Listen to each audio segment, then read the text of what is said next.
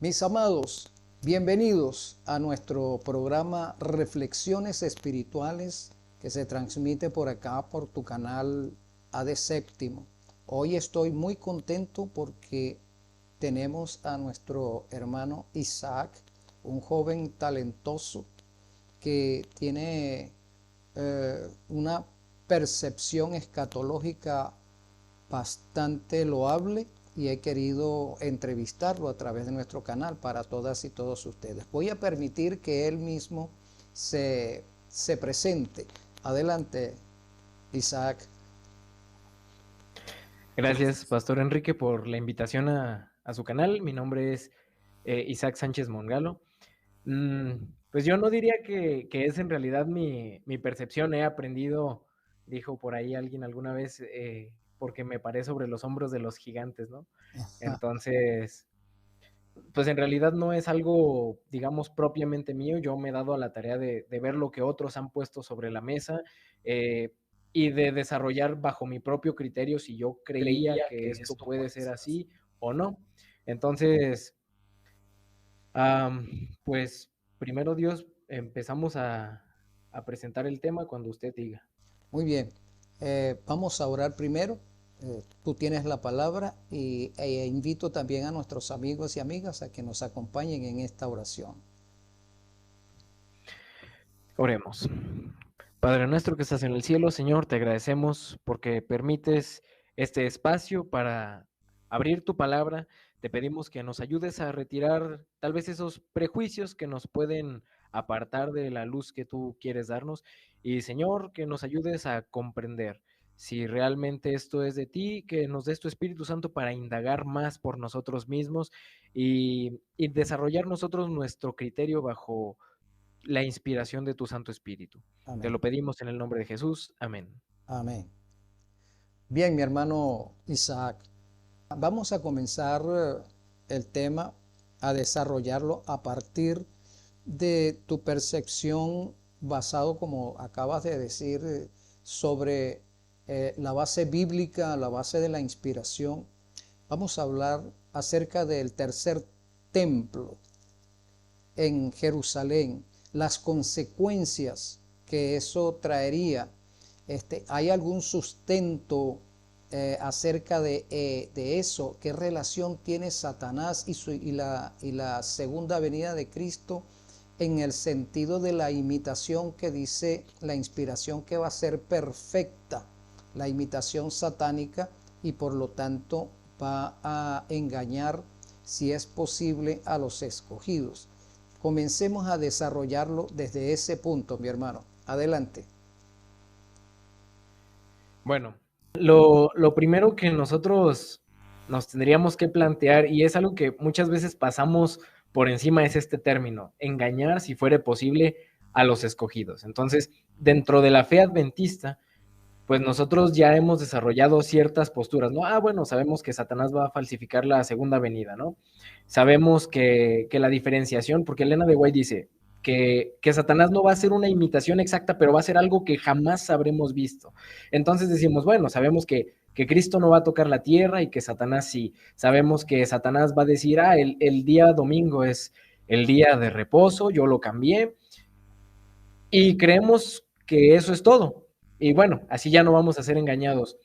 Dice por ahí un dicho, un refrán, más sabe el diablo por viejo que por diablo. Entonces Satanás ha tenido 2000 años para planear esto. Seis Ha mil tenido años. 2000. Bueno, yo pensándolo desde que Juan declaró esto Muy bien, o Jesús de engañar a, si fuera posible, a los elegidos, ¿no? muy bien. Entonces, 6000, 2000 desde Cristo, ha tenido todo este tiempo para planearlo.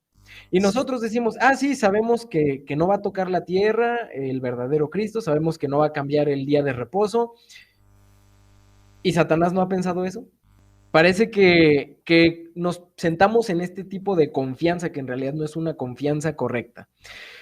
Entonces basta con voltear a nuestro alrededor y empezar a ver estos pequeños destellos que están en el mundo judío, en el mundo evangélico, cómo ellos se han ido moviendo en cierta línea y resulta que esta línea coincide con una aplicación profética que no es del gusto de toda la iglesia. Entonces, pues ahora sí que sería entrar a ver qué posibilidad hay de que parte del engaño satánico sea que haya un tercer templo en Jerusalén. Sí, teniendo en cuenta que ya hay uno en los Emiratos Árabes que reúne a las tres A las tres principales es. religiones del mundo, ¿no? Entonces ya eso es un primer paso. Y no solamente allí, sino que también en Alemania se escucha que se va a edificar un templo allí también, allí, si es que ya no está bastante adelantado.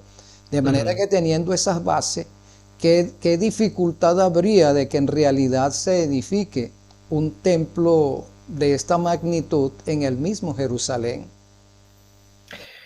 Pues ahorita la dificultad que se tiene, pues en realidad es el gobierno, porque el gobierno israelí es considerado un gobierno secular.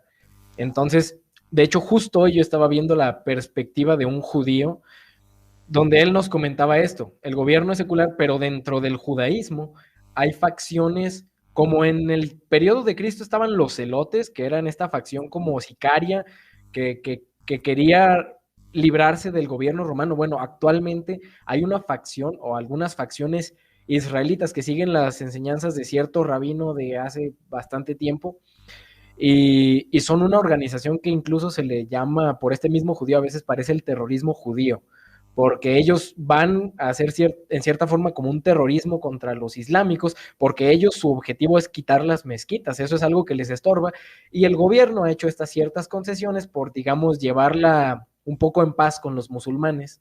Entonces, están estas facciones, ¿no? Que buscan librarse de las mezquitas. Muy bien. Adelante. Bien, no sé si para desarrollar más este tema lo hagamos como lo hicimos con el canal de Recupera tu Salud o... Desarrollalo Muy bien. y vamos viendo cómo va fluyendo esa información que yo considero que es muy importante para nuestros hermanos actualmente, para toda la cristiandad. Sí, Muy bien. Entonces, pues ahí con su permiso, proyectaría la pantalla para poner la presentación que utilizamos con el canal de Recupera tu Salud. Así podemos tener las citas visibles para que todo el público pueda constatarlas si gusta. muy bien. Muy bien, entonces voy a proyectar la pantalla. No hay Creo problema. que ya, Ajá. creo que ya la estoy compartiendo. Sí se ve la presentación, ¿verdad? Sí. Muy Tercer bien, templo y el gran engaño. así es. Este es nuestro canal, las dos listas principales de reproducción, que son las venas de la historia, el Leviatán, listas interesantes donde van a poder encontrar toda esta información. Y bueno, para plantear ciertas bases de una manera muy rápida, se plantea la posibilidad de que el Islam tenga que ver con la profecía bíblica. Y dentro del adventismo, pues es algo que muchos adventistas dicen, pues no, el Islam o los musulmanes no tienen absolutamente nada que ver con la profecía. Sin embargo, habría que ver si los pioneros, por ejemplo, opinaban lo mismo, y la realidad es personas como Stephen Haskell, Urias Smith, escribieron al respecto. Por aquí les presento la portada de este libro que se llama La historia de Daniel el profeta, donde el pionero Stephen Haskell hace algunas referencias, como lo planteo en estas páginas. Están en inglés, pero aquí ustedes podrían ver cómo habla de que no solo Egipto, sino Siria, Turquía, Europa perteneció a los maometanos. Entonces dice que ellos entraron en la tierra gloriosa, pusieron una mezquita musulmana. Entonces los pioneros tenían esta base, ¿no? Dentro de los mismos rollos proféticos donde se desarrolló la profecía de los 2300 días, justamente en esta sección de la derecha, se mencionó a los maometanos y al imperio otomano, que eran musulmanes, como el cumplimiento de profecías de Apocalipsis, en específico de unas trompetas. Este libro, por ejemplo, que es un libro, yo digo, relativamente más nuevo, pero aún así representa una postura cercana a lo que tenían los pioneros, eh, es este de Marvin Maxwell. Y Marvin Maxwell nos habla de cómo en cierto momento de Daniel 11 específicamente, el rey del sur fue el Islam. Entonces, partiendo ese punto, Daniel 11, 40 al 45 son algunos versículos que para el tiempo de Ellen White todavía no se cumplían. Ella tiene alguna cita donde dice, el capítulo número 11 de Daniel está a punto de cumplirse, falta la última parte y un espíritu de guerra agita el mundo. Entonces, estos últimos versículos de Daniel hacían alusión a un contexto de guerra. No vamos a explicar todos estos versículos, nos vamos a centrar justo en el último versículo, Daniel 11:45, donde dice que el rey del norte, y el rey del norte en este punto vendría a ser el papado entraría a la tierra gloriosa, se pondría entre los mares, pondría las tiendas de su palacio entre los mares, en el monte glorioso y santo. Entonces, los mares a los que se refiere es mar Mediterráneo, mar Muerto, y el monte glorioso y santo es donde alguna vez estuvo el templo. Esto se cumpliría de una manera literal cuando el rey del norte, que es la Iglesia Católica y apoyada por Estados Unidos, plantara su palacio, que sería la Santa Sede, en el monte del templo. Esto sería literal. Actualmente la profecía adventista no va por esa línea, pero si tomáramos esta interpretación, pues estaríamos entendiendo que el papado tendría que mudarse a Jerusalén en un cierto momento. Ahora, una cosa allí, hermano Sí. Isaac. Te pregunto, ¿necesariamente tendría que mudarse la Santa Sede ante ante lo que estuvimos hablando? Satanás se hace pasar por Cristo. Fíjate que allí en el libro Evento de los Últimos Días, en la página 172, párrafo 3, nos dice: a medida que se acerca la segunda aparición de nuestro Señor, Satanás no solo aparecerá como ser humano, sino que personificará a Jesucristo y el mundo lo recibirá como el Rey de Reyes. Teniendo ese punto, que Satanás llegue a aparecer, para mí, estoy convencido de que eso está próximo ahora. Porque recordando lo que dice, lo que sucedió con el Imperio Romano, que se dividió en 10 reinos y 3 reinos fueron suprimidos, ¿te acuerdas? Sí. El Islam, el budismo y el hinduismo serían 3 posiblemente de esos cuernos que sean suprimidos para que la bestia, y en este caso cuando utilizo el término bestia, no me estoy refiriendo específicamente al papado, me estoy refiriendo a la bestia original, al dragón, que el dragón aparezca justamente porque cada una de estas culturas, además de la cultura hebrea y el protestantismo, están esperando un Mesías en Jerusalén, en esas tierras. Ahora, si estos cuernos llegasen a ser quebrados, yo dudo que lo quiebre el Papa Francisco o el papado. Estos cuernos serán suprimidos por la acción directa de Satanás actuando personalmente en este mundo. Ninguna cultura se opondría a él. Todo el mundo lo está esperando, y al él presentarse como ese Mesías que cada uno de ellos espera, finalmente el terreno está preparado para ese momento de paz que todo el mundo espera, y luego vendría la destrucción repentina. Discúlpame si te he atajado allí y te quito la inspiración que llevas. No, está perfecto. Bueno, comentar en este punto, yo no me sentiría en la posición de decir que el catolicismo va a suprimir estas religiones. La forma en la que yo lo he visto es que en realidad van a unirse con todas las religiones en puntos en común. Por ahí, cuando presentamos en el canal de Recupera tu Salud, mi hermano utilizó una cita, me parece que era de Eventos de los Últimos Días, donde hablaba de cómo deidades paganas se van a manifestar y hacer milagros. Entonces, creo que más que suprimir como tal, la idea va a ser absorber estas religiones, que es lo que en realidad siempre ha hecho la Iglesia Católica, ¿no? Absorber el paganismo y maquillarlo de cristianismo, y por eso Elena de White siempre usa este término, el protestantismo apóstata, el romanismo y el espiritismo es algo que involucra, pues ahora sí que No se todo envuelve lo todo. demás, ¿no? Sí, también escuché una noticia, mi hermano, corrígeme si tú también la habrás escuchado, acerca que decía que el catolicismo va a desaparecer en función de una nueva religión, porque el término católico es como el término ASD, funciona como una, ¿cómo diríamos? Hay un prejuicio en contra del término. Entonces colocar en el mundo un jefe político religioso que tiene sobre el cual pesa un prejuicio milenial, entonces perjudicaría el adelanto de ese objetivo que es, como acabas de decir tú, aglutinar todas estas religiones. Entonces, ante el hecho de que se pregona que el término catolicismo va a desaparecer, surgiría una nueva religión con un nuevo nombre que ya no tendría ningún tipo, no ocasionaría ningún tipo de prejuicio, y sería más fácil entonces que se llegase al poder. ¿Qué opinas de eso? Bueno, si llegara a haber una religión mundial, la única posibilidad que yo veo de que eso pase es solo cuando ya Satanás haya venido como Cristo, no antes, porque cuando vemos en el conflicto de los siglos, justo se trata de, o sea, el catolicismo con el protestantismo se trata de cambiar la ley de Dios, pero vemos que luego llega Satanás a terminar de decir, sí, esto está bien y yo estoy mandando que esto se haga, ¿no?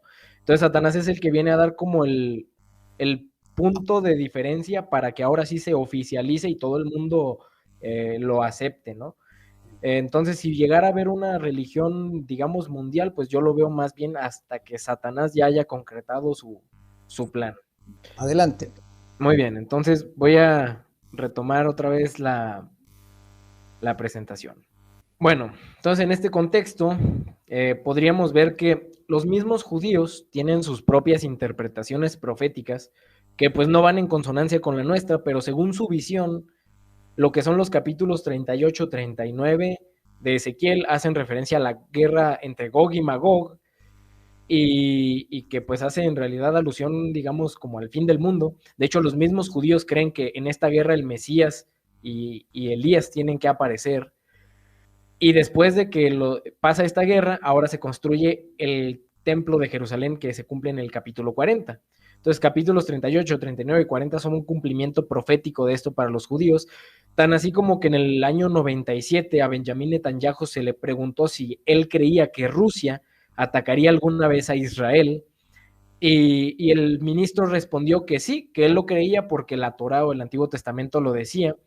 Y lo curioso es que pioneros como eh,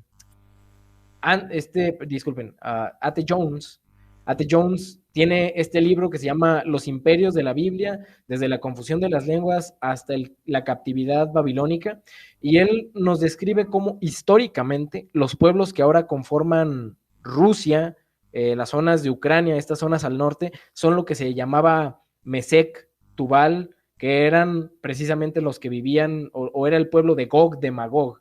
Entonces, pues los pioneros adventistas nos confirman que de una manera literal Gog y Magog es Rusia, y los judíos están esperando que ellos los ataquen para que se cumpla el tercer templo, ¿no? Entonces, cuando vemos las tensiones en Medio Oriente, pues parece tener sentido.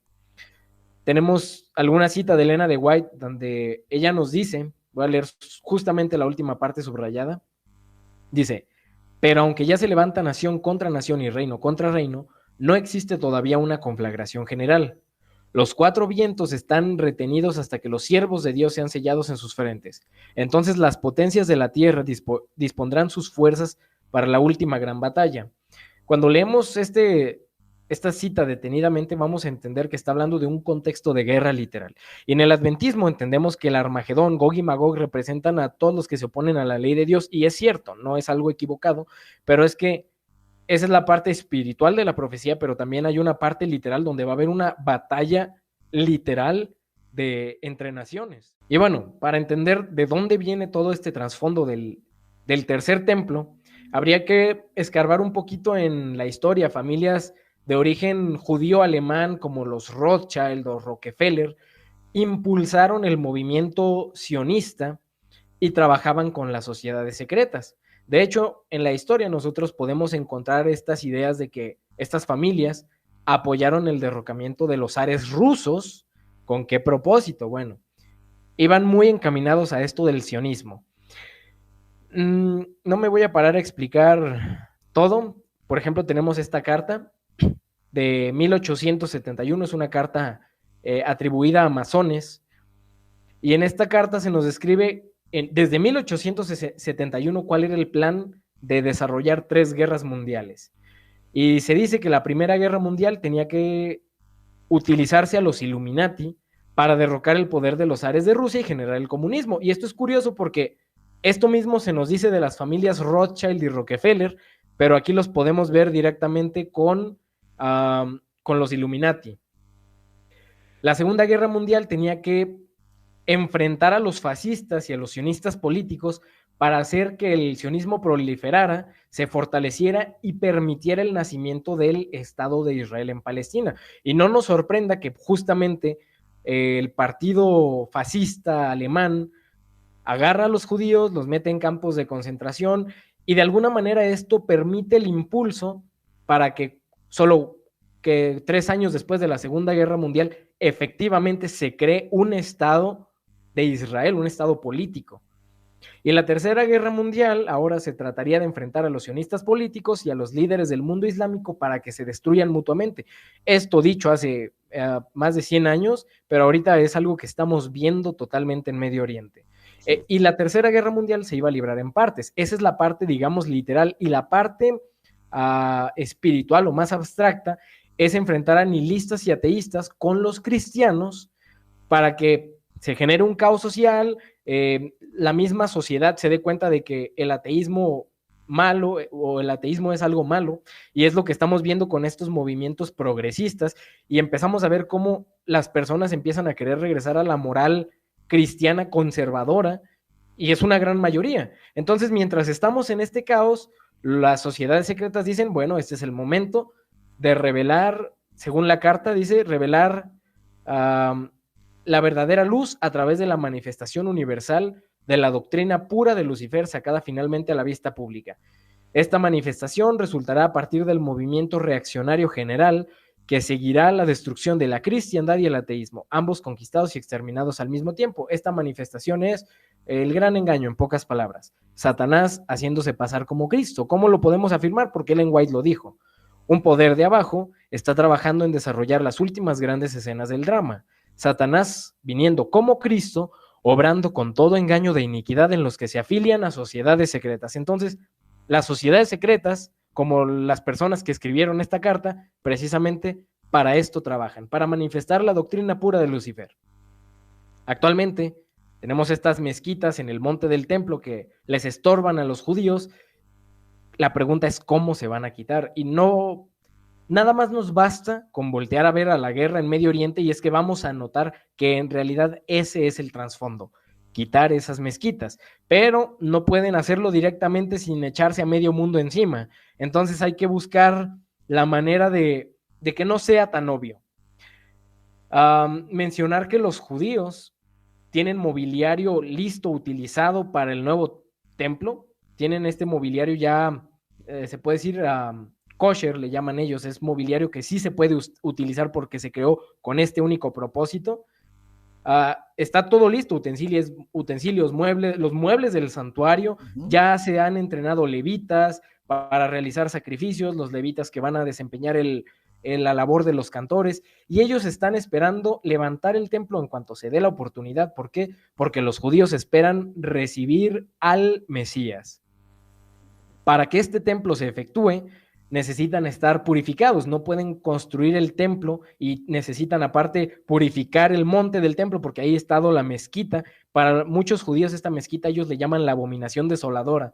Entonces necesitan purificar la tierra, y para purificar y santificar la tierra y al pueblo necesitan una vaca roja, que no habían tenido vacas rojas más o menos en 2000 años, pero resulta que hace unos 2 años Estados Unidos mandó 5. Entonces, pues están esperando la oportunidad de que esta vaca cumpla con las características, y de acuerdo a algunas noticias que de pronto se dejan ver del instituto del templo que precisamente se dedica a pues a estos movimientos, ¿no? A planear reconstruir el templo. Según este instituto, probablemente incluso el próximo año podríamos ver el sacrificio de esta vaca. No aseguramos que así sea, porque también ellos esperaban incluso adelantarlo este año, pero no se les ha dado la oportunidad. Ahora, muchos adventistas, y esto es algo importante, creen que no va a haber un tercer templo, porque Elena de White tiene esta cita. Precisamente tomamos esta cita para explicarla, porque con esto muchos adventistas dicen, no, todo eso que se está diciendo es evangélico, bueno, no tiene nada que ver con la fe adventista. La realidad es que ni siquiera están viendo en qué contexto Ellen White escribió esto.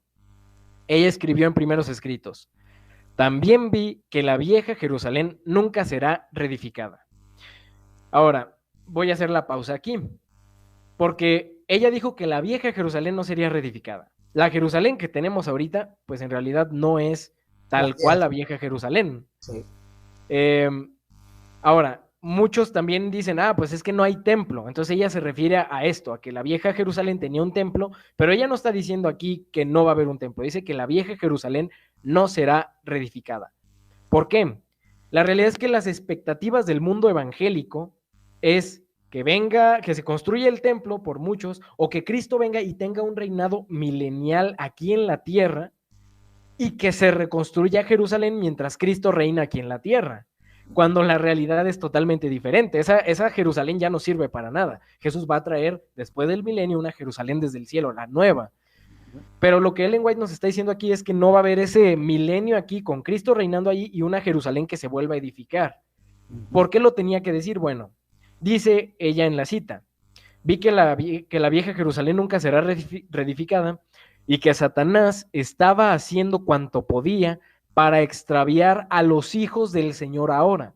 Ella habla de que con estas cosas Satanás estaba buscando extraviar en ese momento a los hijos del Señor. ¿Qué estaba pasando en ese momento? Bueno, hay que aclarar que las profecías de la grandeza judía, de cómo Jerusalén iba a prosperar y todo lo que podía hacer, dependían de que ellos fueran fieles a lo que Dios les había dicho que obedecieran. Pero como no lo hicieron, entonces Dios traspasa esas promesas del Israel literal al Israel espiritual. Y resulta que en ese tiempo, entre 1840 y 1850, había un movimiento para crear un Estado judío. La pregunta aquí es, ¿quiénes estaban llevando los hilos de este movimiento? Bueno, las familias Rothschild, Rockefeller y las sociedades secretas, a fin de cuentas, que son cosas satánicas. ¿Para qué trabajan ellos? Para manifestar la doctrina pura de Lucifer. Pero eso estaba pasando en los años de Elena de White. Entonces ella declara que esto no es un cumplimiento profético, es lo que dice, la vieja Jerusalén no será reconstruida. Esto es algo satánico. Satanás está buscando extraviar a los hijos de Dios ahora. Y había muchos adventistas que querían involucrarse, ir a Jerusalén y decían, vamos a predicar, vamos a ir a buscar evidencia arqueológica para probarle a los judíos que Jesús realmente pues es el Mesías. Pero Ellen White dijo, miren, se ocupa muchísimo para convencer a un judío, muchos recursos, mucho tiempo, y no se asegura que se vaya a convertir ni un judío. Entonces, no conviene que nos involucremos en eso. Necesitamos los esfuerzos del pueblo en donde estamos ahorita. Está recién surgiendo el movimiento adventista, acabamos de pasar el chasco. Necesitamos consolidarnos nosotros en vez de ir a mandar nuestros esfuerzos con los judíos, que es más probable que perdamos los recursos, ¿no? Además de que esto pues debilitaría la causa adventista y no es algo divino. Dijo, Satanás está buscando extraviar a los hijos de Dios en este momento. Por eso es que ella hizo esta declaración que muchos malinterpretan con lo del tercer templo, cuando la realidad es que esto se cumple en que no va a haber todo lo que los evangélicos creen, no va a haber un reinado milenial y la vieja Jerusalén no va a ser el centro a donde todos vamos a ir. ¿Cómo es que podemos confirmar que la interpretación de Daniel 11:45 apunta a la Iglesia Católica moviéndose a Jerusalén? Y aquí yo diría, si los judíos quieren construir un templo, ¿será que el Papa quiere irse a ese templo? Desde 1862, me parece que es esta publicación, sí, 13 de mayo de 1862, es de la Review and Herald y es una publicación de Urias Smith. Él dice, el título está traducido automáticamente, esta publicación está en inglés, pero el título es el Papa moverá el asiento a Jerusalén. Y él narra cómo en ese tiempo de él, en 1860 y pico, había unos movimientos políticos interesantes por parte de Francia, donde como que estaban viendo ciertos terrenos, y iban y los medían, y había unos asentamientos medio curiosos. Y Urias Smith dice, se dice que un esquema como el que muestra toda esta inteligencia de organización, de medir terrenos, de Francia, etcétera, es, que está en curso de desarrollo, apunta a la realización del plan favorito de Pío IX o Pío IX, de quitando la sede del papado a Jerusalén. Entonces Urias Smith dice, parece que el plan favorito de Pío IX es cambiar la Santa Sede a Jerusalén. Y luego él pregunta, ¿no es significativo esto, el punto anterior, tomado en relación con Daniel 11:45? Entonces Urias Smith en los 60s de 1800 estaba entendiendo que el plan del Papa era moverse a Jerusalén basado en Daniel 11:45. Esto era la interpretación literal adventista original, entonces no es que yo me lo haya inventado u otra persona, sino que ya era la interpretación adventista de ese momento. Sin embargo, con el tiempo la interpretación se ha ido espiritualizando y pues ya para nosotros no tiene nada que ver esto con aquello, ¿no? Y cuando nosotros vamos a la Biblia, pues resulta que 2 de Tesalonicenses 2 nos dice, nadie os engañe en ninguna manera, porque no vendrá sin que antes venga la apostasía y se manifieste el hombre de pecado, el hijo de perdición, el cual se opone y se levanta contra todo lo que se llama Dios o es objeto de culto, tanto que se sienta en el templo de Dios como Dios, haciéndose pasar por Dios. Entonces, esto en realidad se refiere al papado y nos dice que se sienta en el templo de Dios. Y la interpretación espiritual, esto se cumplió más o menos entre el 508 y 538, ¿Tú cuando... tú te refieres, hermano Isaac, al evento histórico? Sí. El evento histórico se cumplió en esa fecha. Ahora Así estamos esperando una nueva aplicación de ese hecho, de ese evento en nuestros días. Y no es que sea una nueva aplicación, es que cuando nosotros vemos la Biblia, Jesús habló de unas abominaciones desoladoras, y es que había más de una.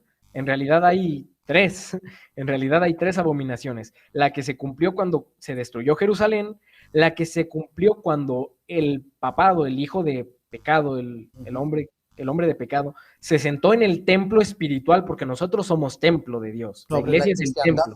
Ajá. Entonces el Papa se sentó espiritualmente sobre la cristiandad en este evento histórico del 508 al 538 y por 1260 años, pero luego perdió el poder, ha tenido esta herida y se va a volver a sentar en el templo. Y resulta que los mismos padres de la iglesia de los primeros siglos se debatían entre si este significado era espiritual o literal. Ellos creían que podía sentarse el anticristo sobre la iglesia, como ya pasó, o que también podía sentarse en el templo literal de Jerusalén, como va a pasar. Por eso es que Daniel 11:45 nos dice que el rey del norte, el papado, se va a ir a poner en el monte del templo, y Primera de Tesalonicenses dice se va a sentar en el templo de Dios como Dios, haciéndose pasar por Dios. Y entonces nos dicen que se manifestará aquel inicuo, a quien el Señor matará con el espíritu de su boca y destruirá con el resplandor de su venida. Inicuo cuyo advenimiento es por obra de Satanás. Entonces muchos esperan muchos esperan que el Mesías venga y se ponga en el templo ya, y es la restauración de Israel, esto es de Dios. No, aquí dice que quien vaya a ponerse ahí es por obra de Satanás. Y va a ser con gran poder, señales y prodigios mentirosos, y con todo engaño de iniquidad para los que se pierdan. Aquí dice que esto va a ser el engaño. Y de hecho, si seguimos leyendo, dice que va a ser textualmente, esto es el gran engaño. Aquí yo le pregunté a una inteligencia artificial, porque si me pusiera a buscar los datos me iba a tardar bastante rato, ¿no? Entonces, para resumírmelo, yo sé que los datos están, pero para ahorrármelo, le pregunté si la Iglesia Católica tenía profecías en las que la iglesia se fuera a cambiar de Roma a Jerusalén. Y ellos dicen sí, santos católicos o místicos como Ana Catarina Emmerich dicen que sí, el papado se va a mover porque va a tener una crisis, lo van a enfrentar, entonces se va a tener que mudar a Jerusalén. Y así como ella, pues aquí tenemos varios fuentes católicas que aluden a un movimiento del papado a Jerusalén. Entonces la Biblia nos dice, el rey del norte se va a poner en el monte del templo. Tesalonicenses nos dice, el anticristo se va a sentar en el templo de Dios como Dios, y la Iglesia Católica nos dice, posiblemente nos vamos a tener que mudar a Jerusalén. Entonces aquí es donde todo coincide y pues no hay que buscarle más patas al gato. Las cosas me parece a mí bastante claras, más cuando los mismos adventistas pioneros ya lo veían con esa claridad. Es el es el plan favorito del Papa Pío IX. Pero hay que ver la historia. ¿De qué se trataron las cruzadas? ¿No se trataron justamente de ponerse en el monte del templo? Y los caballeros templarios estuvieron en el monte del templo durante 9 años, hasta que los musulmanes los quitaron de ahí. Y de hecho esto es profecía en Daniel 11, pero Daniel 11 es otro tema.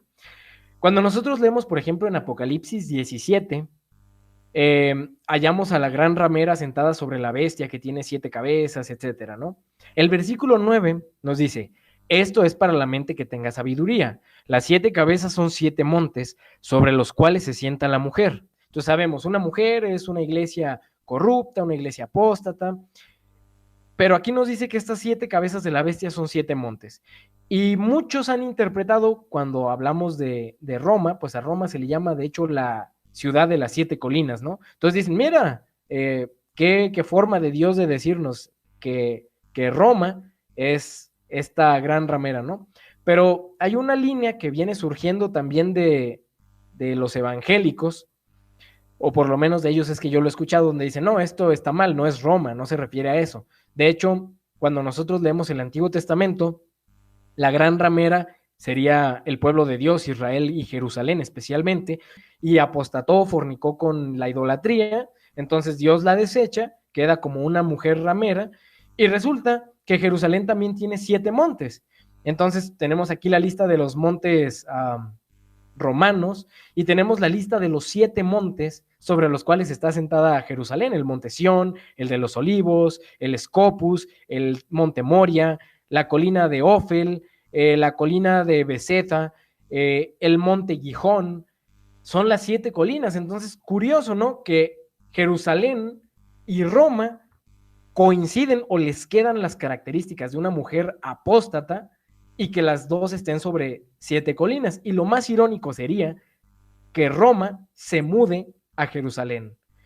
Y tiene más sentido cuando nosotros empezamos a indagar de dónde viene el catolicismo, y es que el catolicismo fue un sincretismo no solo entre cristianismo y paganismo, sino entre cristianismo judaizado y paganismo, porque Pablo advirtió mucho en el Antiguo Testamento que iban a venir estos hombres, lobos rapaces, que iban a introducir enseñanzas heréticas. Bueno, estos hombres, estos lobos rapaces, estos falsos maestros, eran judíos que se infiltraron, realizaron todo este sincretismo, y por eso es que la Iglesia Católica, su sistema de adoración y de culto, se parece mucho al del Antiguo Testamento. Es un sistema legalista, es un sistema de viejo pacto totalmente, y pues ahora tiene el sentido de que pues estén regresando en realidad a donde todo comenzó. Es irónico esto porque justo en la semana, hace como 2 semanas o 3, estaba yo escuchando a un adventista en una conferencia decir que a él le admira mucho el culto católico, es algo impresionante, sobre todo porque pues nosotros vemos los cultos evangélicos y dista mucho de lo que era el rito del Antiguo Testamento, pero el de los católicos se parece más a lo que se hacía en el santuario y en el templo. Entonces, que los mismos adventistas hablen de tan buena referencia de los católicos es un poco preocupante. Pero bueno, sí. Apocalipsis 17 nos sigue diciendo que hay 10 cuernos en esta bestia, que son 10 reyes que aún no han recibido reino, pero por una hora recibirán autoridad como reyes juntamente con la bestia, y estos tienen un mismo propósito y entregarán su poder y su autoridad a la bestia. Y pelearán contra el Cordero, y el Cordero los vencerá. Y aquí esta parte tiene que entenderse como literal y simbólica. ¿Por qué? Porque el mundo va a gestionar leyes que van a oponerse al gobierno de Dios, pero cuando Cristo venga, el mundo va a estar sumido en un caos total, y los reyes de la tierra van a tratar de pelear contra el Cordero. Por eso es que la guerra de Gog y Magog no solo es simbólica. De hecho, muchos dicen, esa guerra es después del milenio. No, la guerra de Gog y Magog comienza con la segunda venida de Cristo. Ahí Cristo le pone una pausa durante 1000 años y termina en el milenio. Entonces, en conclusión, o como resumen, podríamos decir que los judíos tienen el plan y lo van a realizar, están trabajando para eso, construir el tercer templo esperando la aparición del Mesías, y vamos a ver que muchos cristianos aquí se dividen en opiniones.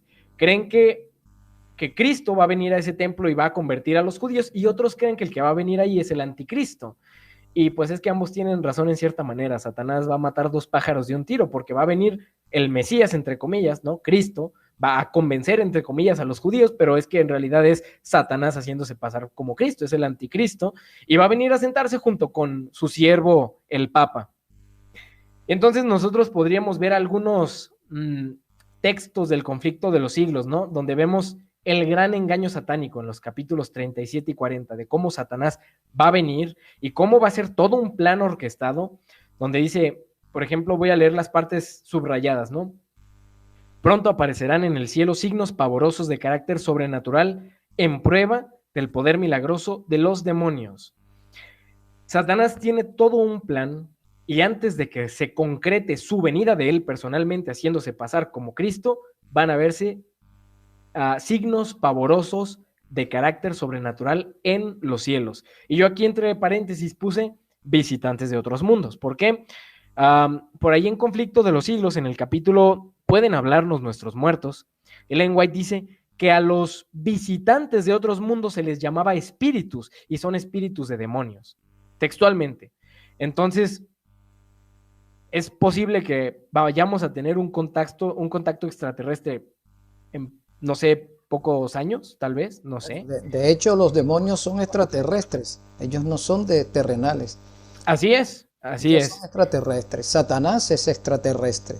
Así que la doctrina esa gnóstica que habla acerca de la nave madre que va a aparecer en nuestra atmósfera, los ovnis, está asociado a eso, y entonces va a haber como especie de un rapto, lo predica no la rama protestante, sino la rama gnóstica, predica acerca de ese rapto que va a suceder con la nave madre, que va a extraer a los que ya están preparados que ya han sido iluminados y van a ser raptados. Sí, entonces sí va a haber extraterrestres. De hecho, nosotros hemos vivido en este planeta durante 6000 años con extraterrestres. Ellos, sí. Y entonces lo que pasa es que, como tú dices, utilizando el término espiritualista y el simbolismo, no vemos más allá de lo que realmente es evidente. Para nosotros la humanidad ha estado ciega en ese sentido, al obviar que existe ese conflicto entre el bien y el mal, entre Cristo y Satanás, el gran conflicto cósmico. Cuando obviamos eso, dejamos de percibir a estos seres extraterrestres que han convivido con nosotros a lo largo de la historia y que son culpables del desastre pecaminoso de esta situación macabra en la cual este planeta ha experimentado a lo largo de 6000 años. Sí, completamente. Entonces, y de hecho es interesante que usted lo mencione porque esta doctrina del rapto secreto, extendida entre tantos protestantes, da que pensar si realmente llegara a pasar. Hay que tener por seguro que sí fueron los extraterrestres satánicos y que no fue algo cristiano en caso de que llegara a haber algo similar a un rapto. Entonces, aquí es donde se pone un poco interesante la cita de Conflicto de los Siglos. Dice la segunda parte subrayada: surgirán entes que se darán por el mismo Cristo y reclamarán los títulos y el culto que pertenecen al Redentor del mundo. Elena de White resumió mucho en una sola oración. Como adventistas sabemos que va a haber una falsificación, pero y decimos, ya sabemos cómo identificar la verdadera. ¿No será que Satanás pensó eso antes y por eso aquí dice surgirán entes que se darán por el mismo Cristo? Ya no dice cuántos. Lo que nos está diciendo es que van a haber falsificaciones de la falsificación antes de que venga Satanás directamente como Cristo. Entonces, ¿cómo vamos a saber cuál de todas esas falsificaciones es Satanás y hasta cuándo va a venir Cristo? Sí, eso podríamos decir de esas falsificaciones que tú dices, es una adecuación que va a hacer Satanás en la mente de la humanidad. Los va a ir adecuando con esas apariciones hasta que finalmente aparezca Él. Como dice la inspiración, va a deslumbrar al mundo. Y Así es. por eso es que tenemos que tener cuidado, porque si nuestra fe no está arraigada verdaderamente en Cristo, si no tenemos una vida de santificación, una experiencia santificadora en nuestras vidas, realmente nosotros vamos a ser engañados. No importa los datos que se nos estén dando, que si va a aparecer, que si no va a tocar la tierra, que no, porque la inspiración nos dice, va a ser tan grande la imitación que va a ser casi imposible no, ¿cómo te digo? Impedir el no caer en el error. Sí. Y de hecho aquí es justo lo que dice Ellen White, ¿no?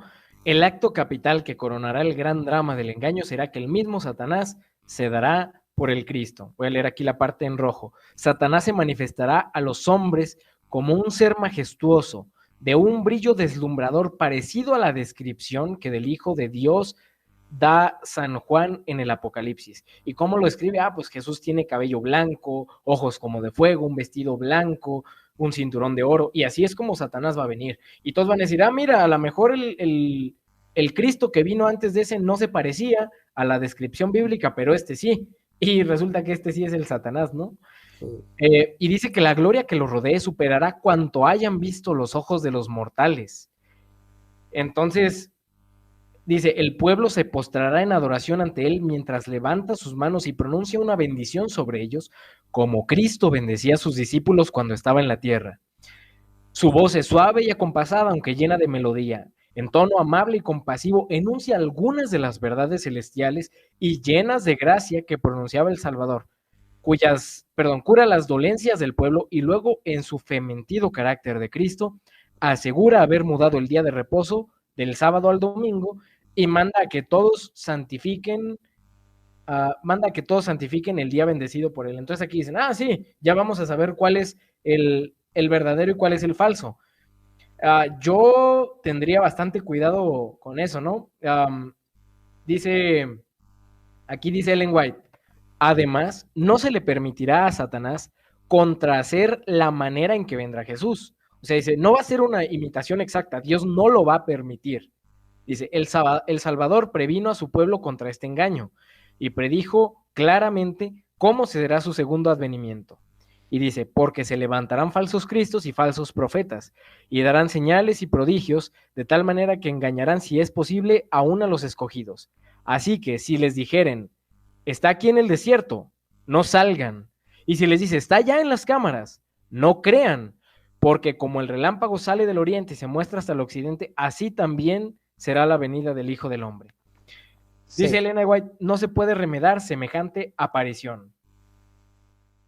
¿Quería decir algo usted? Sí. Si nos dicen, está en Jerusalén, no lo creáis. Pero, ¿qué te parece, mi hermano? Como la inspiración nos dice que va a ser tan perfecta la imitación, ¿qué lugar más ideal para que esta aparición sea perfecta que en el mismo lugar donde Jesucristo vivió, donde Él ministró, donde hizo milagros, donde curó, donde ascendió y donde prometió que regresaría, en Jerusalén? Es el lugar ideal para que se presente Satanás y gobernar al mundo. Sí. De hecho, recordemos, cuando Jesús ascendió en el monte, ¿qué dijeron los ángeles? Así como le han visto irse, así es como va a volver.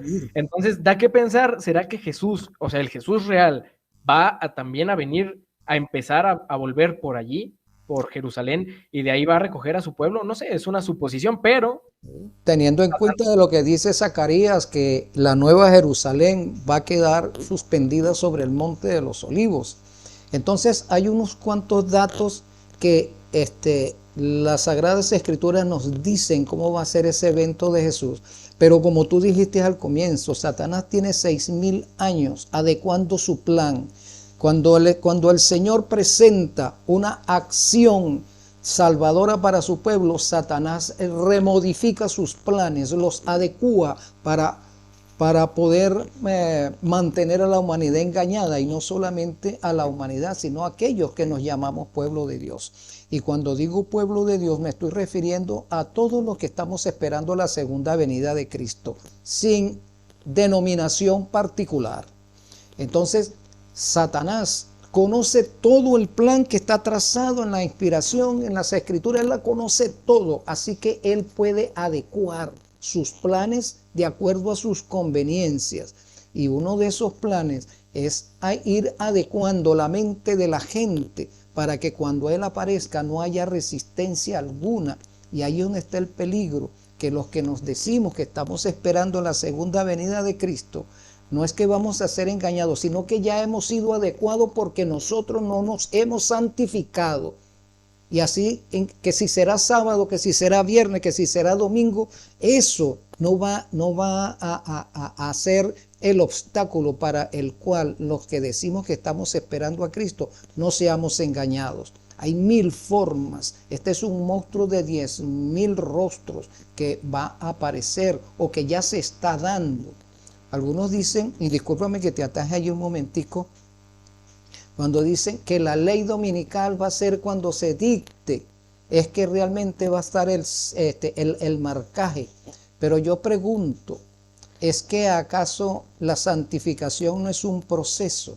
¿Qué es la santificación? Comienza cuando tú entregas tu vida a Cristo. A lo largo de tu vida vas trabajando en esa santificación. ¿Qué significa?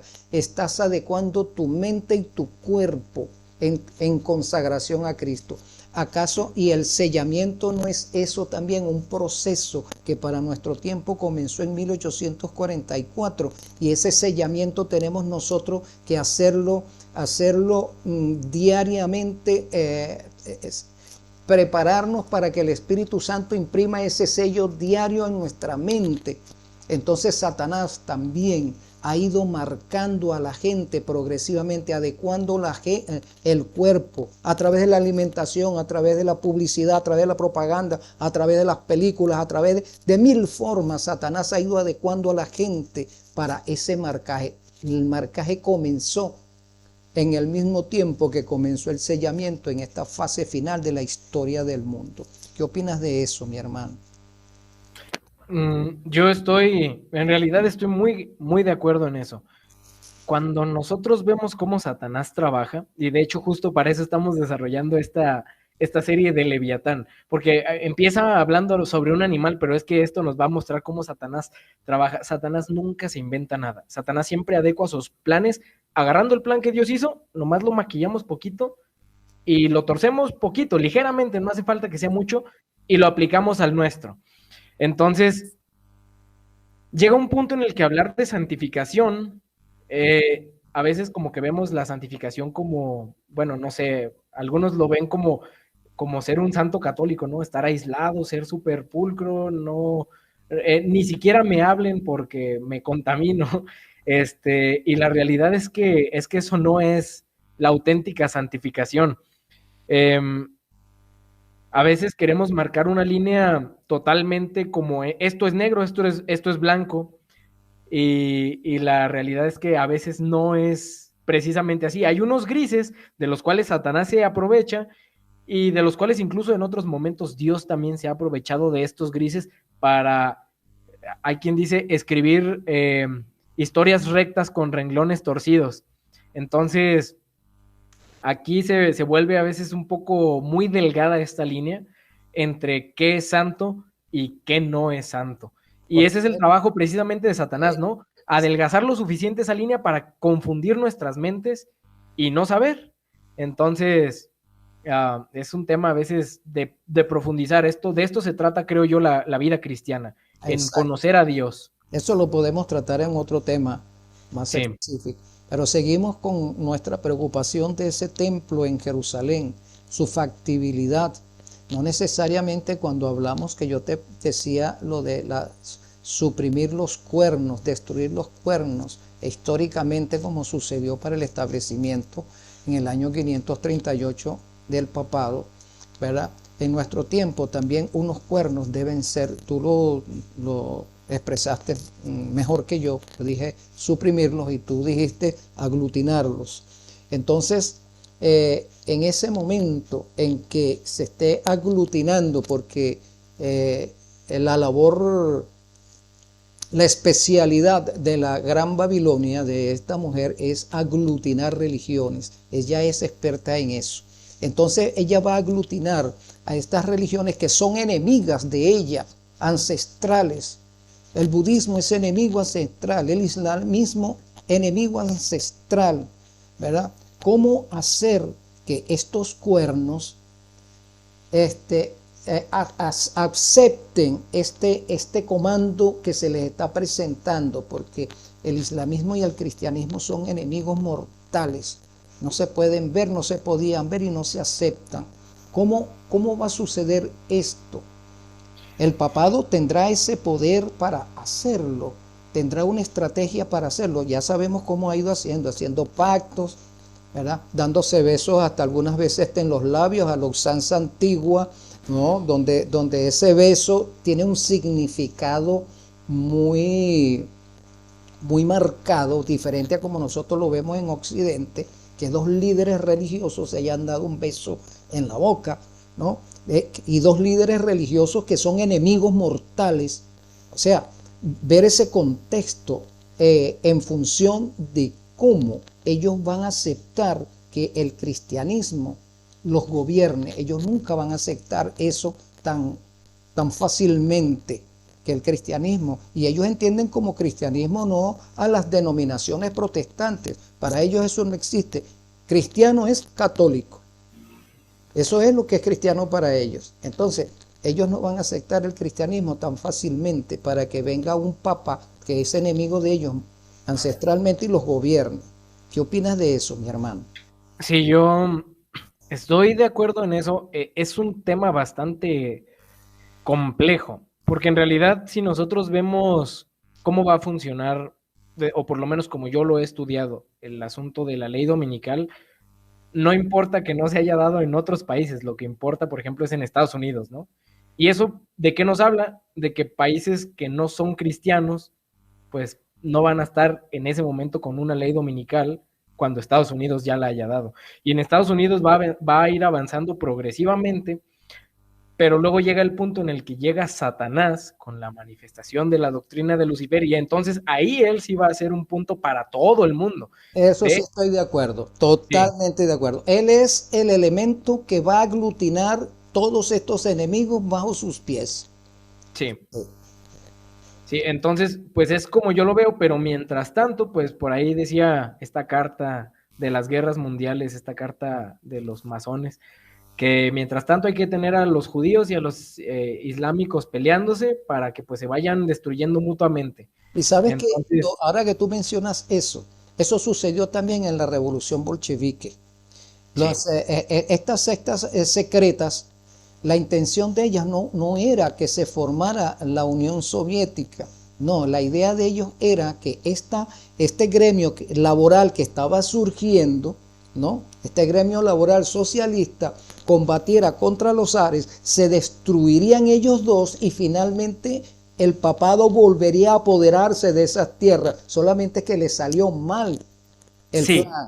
El plan le Ya salió que mal. usted, ya que usted lo menciona, justamente eso es lo que pasó, le salió mal. Y hay por ahí un personaje, un ex jesuita, se llama Alberto Rivera, y él ilustró, pues digamos, lo que él aprendió con los jesuitas, lo ilustró a manera de cómics, y él allí narra que personajes como a Marx, a este Lenin, estos personajes, a Hitler, fueron entrenados por jesuitas. Y de hecho es interesante que mismo Hitler declaró que aplicó ciertos principios de la orden jesuita al partido nazi. Entonces, de pronto están estos cabos sueltos que cuando uno los va conectando se va a dar cuenta que sí, realmente la Iglesia católica y por ahí, por otros lados, vemos que familias como los Rothschild participaron de esta revolución bolchevique, que La justo era financia. el movimiento que ellos traían, exacto, la financiaron. Entonces, ellos fueron los que buscaban que los zares cayeran, Y Dios dijo, ahorita no, todavía no llegamos a ese momento para que ustedes tengan esta oportunidad, ¿no? Entonces, Dios mueve sus piezas, no les sale como ellos quieren, pero si por Satanás fuera, las cosas ya habrían ido pasando más rápido. Pero Dios tiene, dice por ahí Pablo, si no mal recuerdo, Su Dios tiempo. ha señalado un día para juzgar al mundo y ese Así día es. todavía no llega. Así es. Entonces, ¿quiere que prosigamos? ¿Qué otro dato tienes por allí? Y, Tengo por aquí una cita de Ellen White, ajá, donde ella menciona unos cantores. Creo que estoy compartiendo la pantalla. ajá, Mm, bueno, voy a leer esta. Dice que va a venir a Satanás haciéndose pasar por Cristo. Y dice, los papistas, aquí en el párrafo final, en la oración final, los papistas y protestantes y los mundanos aceptarán igualmente la forma de la piedad sin el poder de ella y verán en esta unión un gran movimiento para la conversión del mundo. O sea, todos van a ser salvos, todos se van a convertir bajo el engaño. Y aquí dice, va a comenzar el milenio tan largamente esperado. Entonces, cuando nosotros lo pensamos, los judíos creen que el templo y la aparición del Mesías marca el inicio del séptimo milenio para los judíos. ujú, Entonces, es algo para nosotros pensar, porque es que resulta que los judíos tienen sus propias profecías sí, de tiempo, y es que parece que los eventos actuales se están alineando tal cual ellos lo están esperando. sí, Mencionar que esto del evento de Satanás viniendo no va a ser, por algo Jesús nos advierte que si está aquí o está allá, no vayamos. Dice aquí el comentario bíblico, Satanás tentó a Eva en el Edén y ésta argumentó con el enemigo, dándole así una ventaja. Satanás ejerció su poder hipnótico sobre Adán y Eva. Entonces, ese mismo poder es lo que va a hipnotizar a todo el mundo y si es posible a los elegidos. Y si usted está hipnotizado o yo estoy hipnotizado, olvidémonos. Si Eva pecó hipnotizada, Adán y Eva, nosotros vamos a estar en una situación peor porque no tenemos la misma capacidad que tenían ellos. Y entonces, aquí es a donde llego justamente a la cita que quería mostrarles de eventos de los últimos días. Es esta. Hablando de las 7 plagas, Elena de White escribe, en la plaga que sigue se le da poder al sol para quemar a los hombres con fuego, y los hombres se quemaron con el gran calor. Los profetas describen cómo sigue el estado de la tierra en tan terrible tiempo. Y aquí nos va a citar a Joel, y aquí también nos citamos, y la cita de Amós es interesante porque dice que en la 6ª plaga, al citar a Amós dice, y los cantores del templo aullarán en aquel día. Entonces, de alguna manera, Ellen White está citando algo que nos da a entender que va a haber un templo cuando se esté dando la 6ª plaga. Entonces, hasta aquí dejo la presentación. muy bien. Lo vamos a continuar la semana que viene. Si te preparas, nuevamente nos conectamos para este mismo día. A las 8 de la noche, hora España, 1 de la tarde, ¿no? Hora de México. Muy bien, interesante tu planteamiento, hermano. Yo espero que a nuestros video oyentes les agrade el tema y estén eh, avisados y preparados para esa otra entrega que tú nos vas a dar. Me agrada el hecho de que tú y yo convergemos en lo de este templo. Sabes que tradicionalmente el adventismo no había visto eso, no ha visto eso. El adventismo solamente ven es al papado. El adventismo no ha visto que Satanás es el que va a culminar personalmente esta labor que ya comenzó. Él es el que la va a hacer. De hecho, yo estoy convencido que Él es el que va a dar el decreto a muerte personalmente. Yo también lo creo. Amén, gloria a Dios. Vamos a hablar de eso en la próxima entrega.